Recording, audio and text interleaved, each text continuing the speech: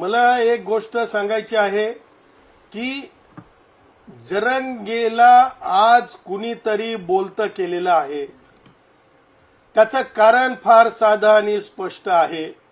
ज्या वेळेस माननीय धनंजयजी मुंडे साहेब जे भटक्या विमुक्तांचे भगवान बाबांचे भक्त आणि त्याचबरोबर जे आहे माननीय लोकनेते गोपीनाथरावजी मुंडे यांचा राजकीय वारसा पुढे नेणारे नेते आहेत, ते जेव्हा अजितदादांसोबत मुख्यमंत्री महोदयांना भेटायला जातात त्याच वेळची ही वेळ हेरली जाऊन हे बोललं जातंय.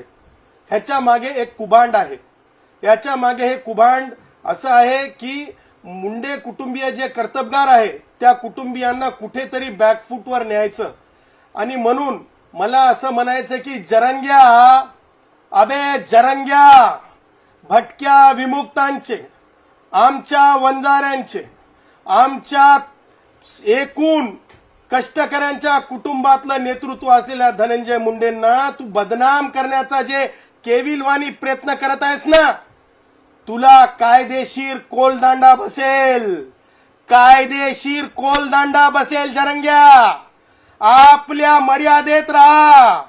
खोट जास्त वेळ चालत नसतंय. आणि तू काय न्यायाधीश झालास काय बे?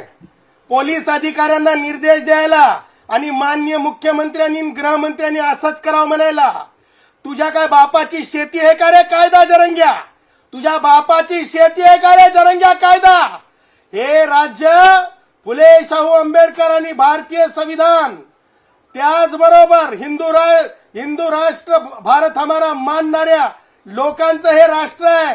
त्याच्यामुळे तुझ्यासारखे पाणी कम चायला इथे वाव नाही आणि जास्त शहाणपण करायचं नाही. तुला कायदेशीर कोलदांडा बसेल. तुझं झूटचे झूट बाजूला पडेल आणि त्या दिवशी तुला कायदेशीर मुसक्या बसतील. कारण तू जेवढंही त्रास द्यायचं तेवढं देऊन झालं.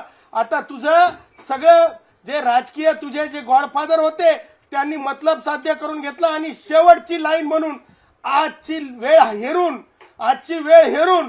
वेळ हेरून जे तुला करायला लावलं ना, कारण करायला लावल्याच्या नंतर जे आहे ना, तू जे सगळं काही केलंस ना आज, ते म्हणजे तुला आता म्हणू नये.